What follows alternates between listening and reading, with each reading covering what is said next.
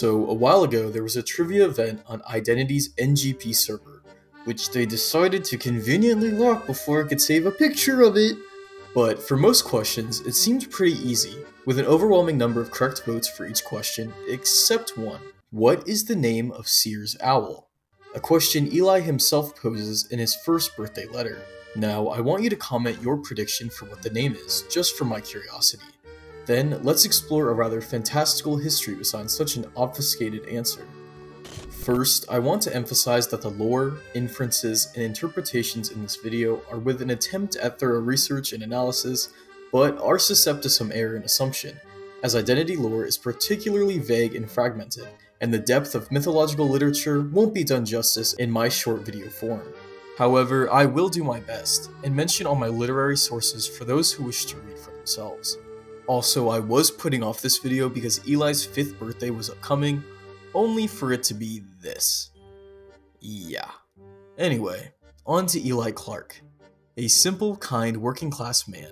One day Eli discovered an injured bird, an owl that would change the trajectory of his life, landing pitifully under an oak tree with a noticeably broken wing. Eli's compassion for animals drew him to nurse the bird back to health. The bird, however, refused to fly away, instead staying in close proximity of a tree. Eli knew that if the bird couldn't return to his flock, the harsh winter season would ensure its death. Checking on the bird's success the next day, Eli was dispirited to find the bird remained at the oak tree. Even more peculiar, it flew up into the oak tree as if to relay a message, leaving only to grab at Eli's shoulders when the confused man attempted to walk away. Out from the tree came forth more than just an owl.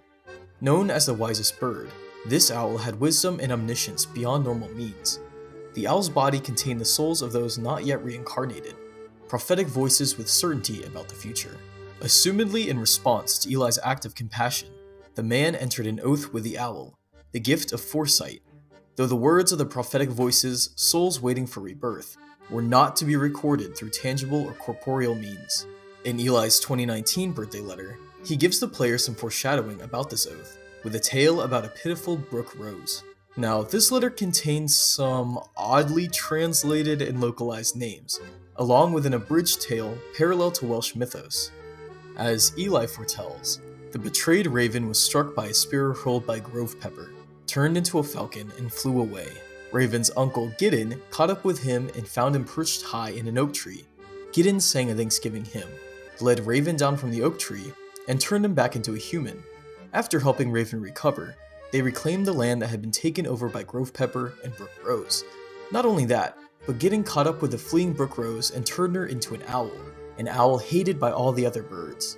Gideon declared the fate of Brooke Rose: "You will no longer dare to show your face in the light, because you will always be hostile to other birds, and whenever they find you, they will show you no mercy, and you will never forget your name." Brooke Rose.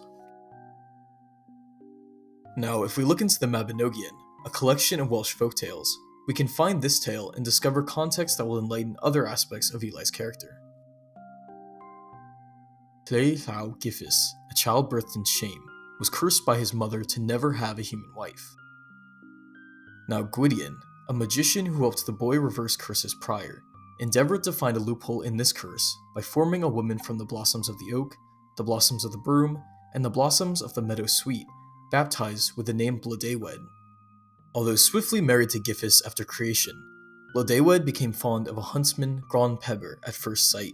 Wishing for each other to never part, the two conspired on ways to kill Giffis. After pretending to mourn even the possibility of his death, Blodeuwedd learns from Giffis that the only way he may be killed is if he's struck by a spear formed for a full year, only forged during the hours of Mass on Sundays.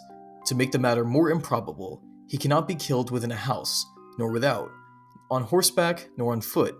Therefore, he says, he can only be slain by making a bath by the side of the river, putting a roof over the cauldron, thatching it well and tightly, and bringing a buck, and putting it beside the cauldron. Then, if he places one foot on the buck's back, and the other on the edge of the cauldron, whoever strikes him with the said spear will cause his death. So, while his death was very improbable, it wasn't entirely impossible, and Blodeuwedd would do everything in her power to ensure it. After the huntsman forged the spear, Blodeuwedd tricked Giffis into showing her how he'd place his feet if she set up all the other requirements. And by tricked, I mean she literally just straight up asked him, so it's his fault really. After placing his feet in such position, the huntsman flung his weapon, with Guffus making off into the sky as an eagle, escaping his fate. However, Guffus wasn't seen again, and the power couple of the huntsman and Blodeuwedd made quick work of taking over the kingdom and lands of Guffus. It wasn't until Gwydion sang a hymn enchanting the eagle toward him that Gwydion was able to turn Guffus back into his human form, ready for retribution. When it was told that an army was drawn to overtake the huntsman's forces, Blodeuwedd fled, but was caught by Gwydion. Gwydion said unto her, I will not slay thee, but I will do unto thee worse than that, for I will turn thee into a bird, and because of the shame thou hast done unto Guffus, thou shalt never show thy face in the light of day henceforth, and that through fear of all other birds, for it shall be their nature to attack thee, and to chase thee from wheresoever they may find thee, and thou shalt not lose thy name, but shalt always be called Blodeuwedd. Apparently, Blodeuwedd means owl in Welsh, but I don't really know how accurate that still is, though it's an interesting origin, and I can't help but feel bad for owls. As for the huntsman, he gets killed like a coward by Guffus. The huntsman begs to have a stone placed between him and Guffus when he accepts an eye for an eye type revenge, yet Guffus still powerfully throws a spear through the stone into the huntsman, killing him. Anyway, Eli highlights how dangerous breaking an oath is, as illustrated in Blodeuwedd's consequences for betraying her oath to Guffus through marriage. Now, was Blodeuwedd's oath kind of problematic, given that she didn't consent to the marriage and didn't even consent to existing? Yes, but anyway. Unfortunately, it seems Eli should have taken his own advice. After love at first sight with a woman named Gertrude, Eli wrote to her about future advancements in crop production, thereby helping her father, who invested in the wheat market, plan for a bountiful season and avoid financial ruin. This, however, was explicitly in violation of the prophetic oath, prompting consequential silence from the owl. The wise Gertrude, writing in reply after hearing Eli's troubles, referenced the improbable, but importantly not impossible, mortality of Guffus, suggesting that there must be a way, a loophole, to reversing the consequences of breaking this oath. Assumedly, Gertrude's answer to this was having the owl's right eye sewn shut, because, as it is said, whether the owl's eyes are open or closed, the words of a holy soul should not be recorded in corporeal things. But perhaps if one is open and the other is closed, this doesn't apply. The only voice to return, however, was one telling Eli, "You will receive an invitation, and in response, follow it unconditionally." This assumedly led Eli Clark to the Elitist Manor, and a Pinocchio game of truths and lies, with Professor Lucino De Russi, barmaid Demi Bourbon, and coordinator Martha Bahamful. Although Eli prophesied tragedy at the end of the trial due to a liar, coordinator's inability to assert the truth of her identity caused no one to believe her even when it was crucial, unfortunately leading to all their demise. Therefore, we know that Eli, although he worked hard to change his fate, ultimately worked toward his fate, death. More so, the owl may even contain his soul before reincarnation, like those before him. So, long story short, Blodeuwedd. Eli's owl is named Blodeuwedd, after the Welsh mythological story paralleling Eli's tragic life. Let me know what you think about Eli's story, and if there are any questions or different interpretations you took from the details revealed so far.